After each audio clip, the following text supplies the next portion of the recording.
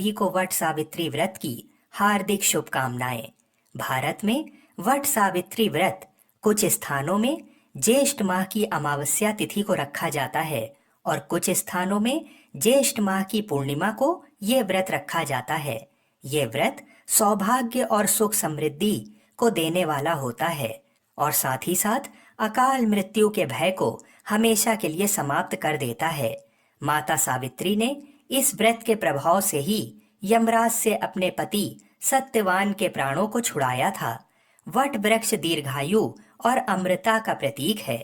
What वृक्ष की जड़ में ब्रह्मा जी, तने में विष्णु जी और डालियों और पत्ते में भगवान शिव का वास होता है। इसलिए स्त्रियां इस वृक्ष की पूजा करती हैं और परिक्रमा करते हुए सूत के धागे को लपेटती हैं।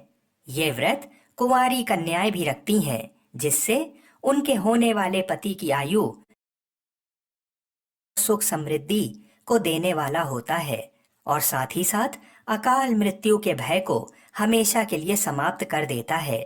माता सावित्री ने इस व्रत के प्रभाव से ही यमराज से अपने पति सत्यवान के प्राणों को छुड़ाया था।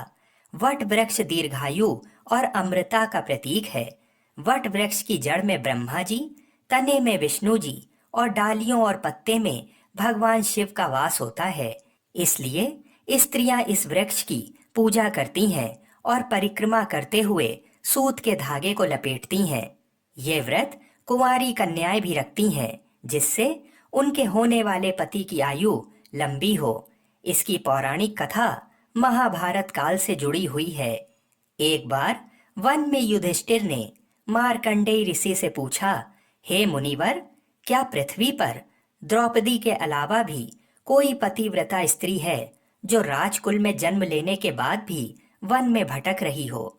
तब मार्कंडेय ऋषि ने युधिष्ठिर से कहा, पांडव पुत्र, द्रौपदी से पहले सावित्री नाम की एक कन्या थी जो इससे भी कठिन पतिव्रत का पालन कर चुकी है।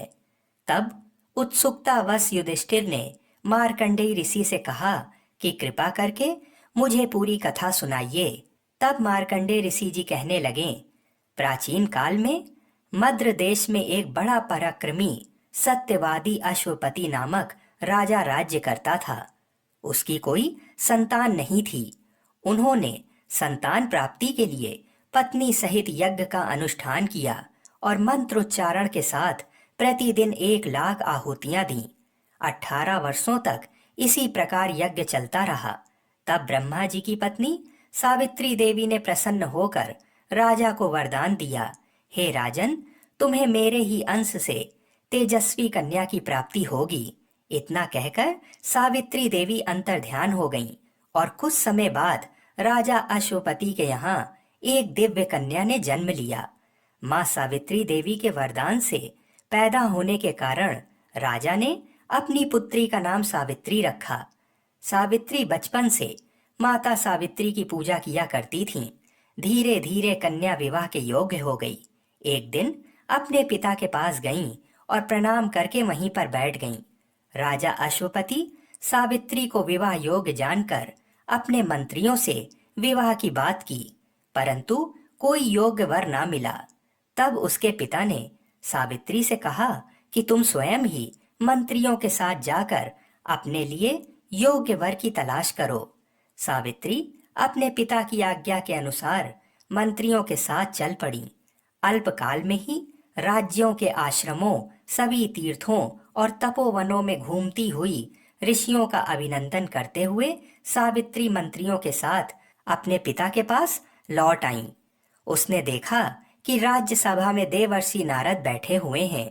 सावित्री ने देवर्षि नारद और पिता अश्वपति को प्रणाम करके अपना वृतांत इस प्रकार बताया, पिताजी, साल्व देश में गुमत सेन नाम के धर्मात्मा राजा हैं।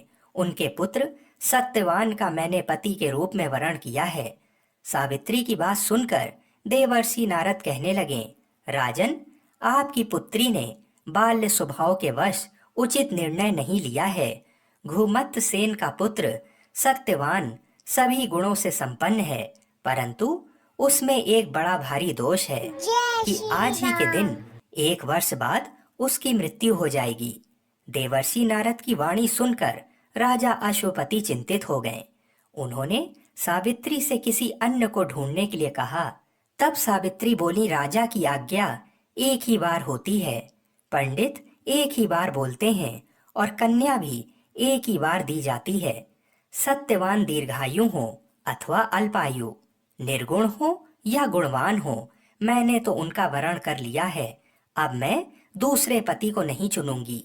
जो कहा जाता है उसका पहले विचार पूर्वक मन में निश्चय कर लिया जाता है और जो वचन कह दिया जाए वही करना चाहिए।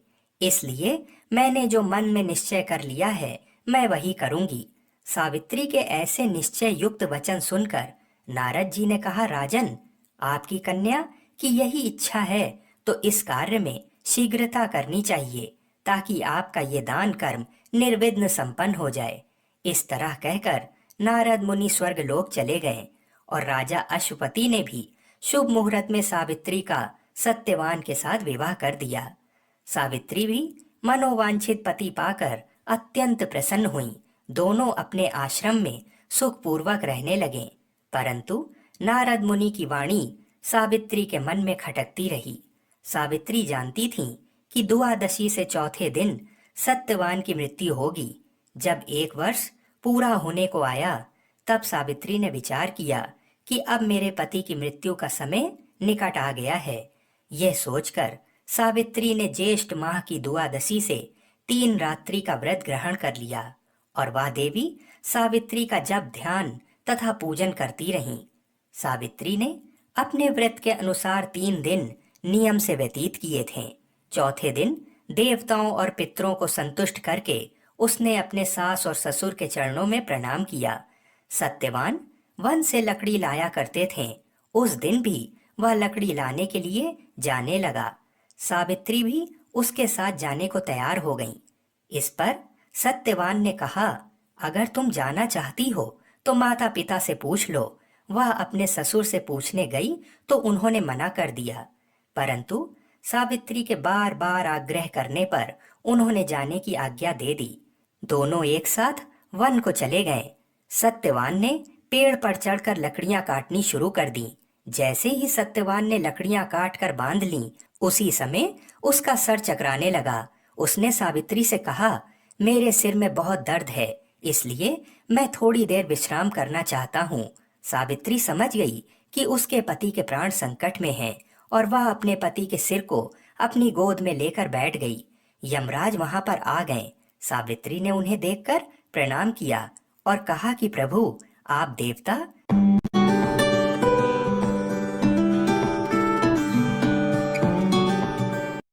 देवता गंधर्व आदि में से कौन है? मेरे पास क्यों आए हैं? सावित्री की बात सुनकर धर्मराज ने कहा, हे देवी, मैं सभी लोगों का नियमन करने वाला हूँ। मेरा नाम यमराज है। तुम्हारे पति की आयु समाप्त हो गई है, परंतु तुम पतिव्रता हो, इसलिए मेरे दूत इसे ले ना जा सकें। इसलिए तुम्हारे पति के प्राण हरने मैं स्वयं यहाँ आया हूँ। इतना कहकर यमराज ने सत्यवान के शरीर से अंगूठे के आकार के पुरुष को खींच लिया और उसे लेकर अपने लोक को चल पड़े। सावित्री भी उनके पीछे पीछे चलने लगी। बहुत दूर जाकर यमराज ने सावित्री से कहा कि हे पतिव्रता, अब तुम लौट जाओ। इस मार्ग में इतनी दूर कोई नहीं आ सकता। तब सावित्री बोली, महाराज, पति के साथ आते हुए ना तो मुझे कोई गिला है और ना ही कोई श्रम हो रहा है। मैं सुखपूर्वक चली आ रही हूँ। जिस प्रकार सज्जनों की गति संत है, वर्ण आश्रमों का आधार वेद है, शिष्यों का आधार गुरु और सभी प्राणियों का आश्रय स्थल पृथ्वी है, उसी प्रकार स्त्रियों का एकमात्र आश्रय स्थान उसका पति है, अन्य कोई नहीं। इस प्रकार सावित्री के धर्म और अर्थ युक्त वचनों को सुनकर यमराज प्रसन्न होकर कहने लगे, भामिनी, मैं तुमसे बहुत संतुष्ट हूँ। तुम अपना एक वर मुझसे मांग लो। तब सावित्री ने कहा, मेरे सास ससुर वनवासी और अंधे हैं, आप उन्हें दिव्य ज्योति प्रदान करें। यमराज ने कहा, ऐसा ही होगा, जाओ अब लौट जाओ। लेकिन सावित्री अपने पति सत्यवान के पीछे पीछे चलती रही। तब यमराज बोले, देवी, तुम वापस जाओ। सावित्री बोली, भगवान के पीछे पीछे चलने में कोई परेशानी नहीं है। पति के पीछे चलना मेरा कर्तव्य है, यह सुनकर उन्होंने फिर से उसे एक और वर मांगने को कहा। तब सावित्री बोली, मेरी ससुर जी का राज्य छिन गया है, आप उसे उन्हें वापस दिला दीजिए। यमराज ने सावित्री को यह वरदान भी दे दिया और कहा, अब तुम लौट जाओ। लेकिन सावित्री फिर भी पीछे पीछे चलती रही। तभी यमराज ने सावित्री को तीसरा वरदान मांगने को कहा। इस बार सावित्री ने यमराज से 100 पुत्र होने का वरदान मांगा। ये वरदान भी सावित्री को यमराज ने दे दिया। तब सावित्री ने यमराज से कहा कि मैं एक पतिव्रता स्त्री हूँ और आपने मुझे पुत्रवती होने का आशीर्वाद दिया है, और बिना पति के पुत्र कैसे होगा। यह सुनकर यमराज को सत्यवान के प्राण छोड़ने पड़े और उन्होंने सत्यवान के प्राण चने के रूप में सावित्री को लौटा दिया। सावित्री उस चने को लेकर उसी वट वृक्ष के पास गईं, जहां उसके पति का मृत शरीर पड़ा हुआ था, और यमराज द्वारा दिए गए चने को उसने अपने पति के मुंह में रखा, जिससे सत्यवान फिर से जीवित हो गए।